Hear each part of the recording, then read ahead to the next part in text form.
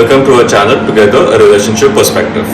In our previous episodes, we have seen what love is and we have understood various perspectives of people have on love, and we have seen you and us discuss all those reasons.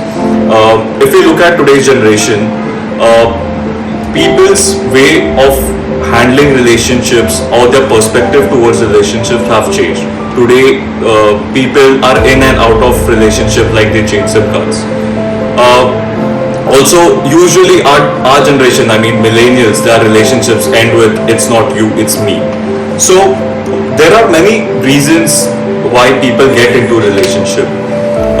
It's true love, or people are just exploring. It can be various reasons, but there are also many of them are a lot of wrong reasons why people get into relationships. So today we'll be discussing what are those wrong relations, what are the wrong reasons why people get into relationships. So today we have our expert Dr. Farida Virani with us, who will be shedding more light into what are those wrong reasons. Now, at least according to me, I feel there are two reasons. First is, I can say can be physical. Second is a rebound relationship. These are the basic reasons what our generation millennials are aware of. So we'll see what our expert have to say on that. Thanks for the glowing introduction, but let me tell you one thing. I am not an expert on relationship. Relationships are always lessons to be learned, and it's a never-ending process. So I, at the best, may be a mentor because I have worked with a lot of people and helped them through their relationships, but definitely not an expert. Having said that, I like the way you have described the new generation and the millennials. Somewhere down the line, the observation that you have, this is the observation that many amongst you have about the generation that you live in and the next generation, the generation Z. The other aspect that you were talking about was the reasons, right? Yes. So before going to the reasons, let me describe to you one long research, the longest research that has been undertaken by Harvard University.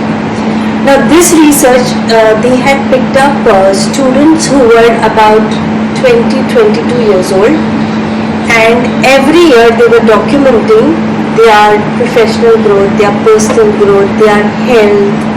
So all the facets of their lives were documented. Every year this document was prepared, and this was a study that still is on. So the people who were picked up then, who were in their 20s and 22 or 25 years of age, are now almost 90 years, and some few of them are remaining. Out of the 800 perhaps they have picked up. Now when this analysis was done, they found out that the people who were the happiest among them were not the people who earned more, because Harvard graduates are well placed. Not the people who had flourishing businesses, not the people who had big bungalows or mansions or huge cars, not the people who had kids who were esteemed and elite and achievers in their own right. The people who were the happiest were the people who had happy relationships. Right. So relationships with their spouses, relationship with their friends, their near and dear ones, their kids, their parents, their family. So over here, what we understand is through this study, which is over years, relationships are very, very important to each one of us. We can deny it, we can shove it under the carpet, but that is a fact that relationships are very important to us.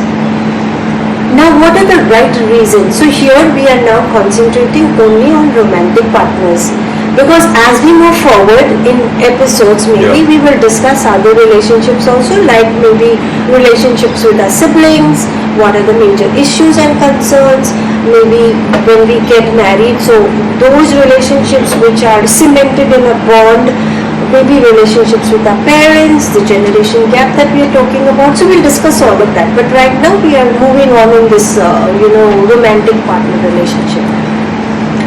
So the question that you asked was, what are the wrong reasons to get into a relationship, right?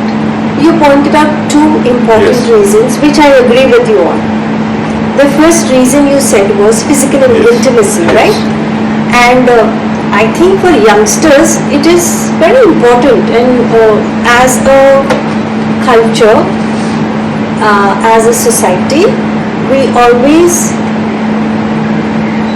keep on pushing this aside, because physical intimacy is something that we are advised not to discuss. We can only discuss it within our friends, all of that. But from my perspective, this becomes very important, and let me tell you why. So through my mediation and through my counseling of couples, I have seen a lot of couples who come to me where because of physical intimacy things have gone wrong.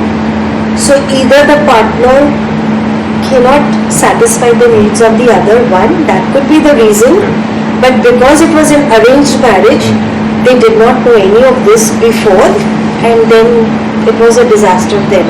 Okay, so that physical intimacy is important, and we all realize that, but nobody wants to discuss it. Second important aspect is the needs. So what kind of needs? I have also seen needs which are very deviant, and the partner would not want to accede to those requests, and that's the reason why the relationship breaks. Last but not least, physical intimacy, and only physical intimacy cannot be a focus of any relationship, because there are many other aspects that contribute towards a relationship. So if your discussion stops after you talk about the excitement between the sheets, then it's not going to last long.